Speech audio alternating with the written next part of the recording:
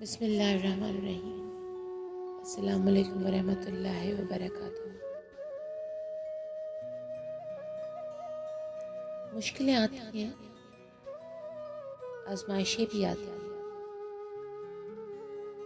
پر میرے رب کی شان ہے، وہ بندے کو اتنا ہی آزماتا ہے جتنا اس کے وہ قابل ہوتا ہے۔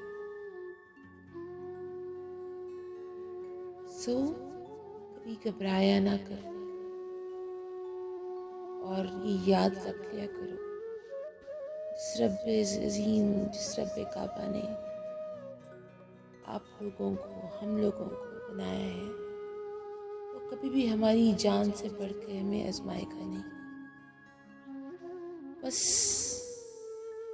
صبر آ جائے گا اور یقین جانو سکون قلب بھی مل جائے گا، کیونکہ رب کی شان جب دیکھتے ہیں، اس کی رحمانیت دیکھتے ہیں، اس کی کرامات دیکھتے ہیں، تو ایک بات واضح ہو جاتی ہے، وہ دیتا ہے، بس کبھی طریقہ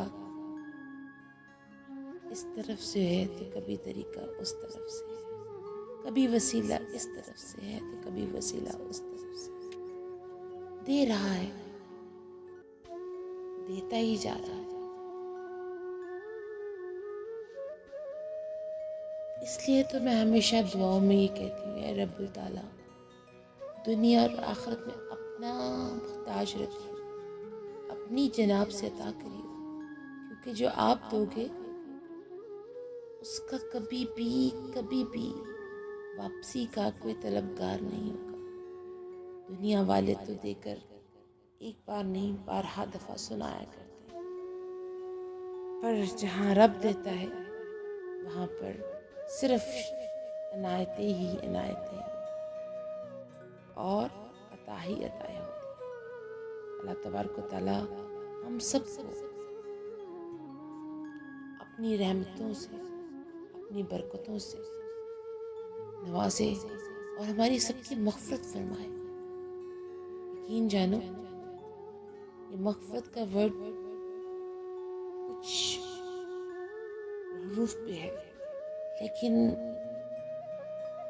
اس کے میننگز، اس کی تفسیر بہت بڑی ہے۔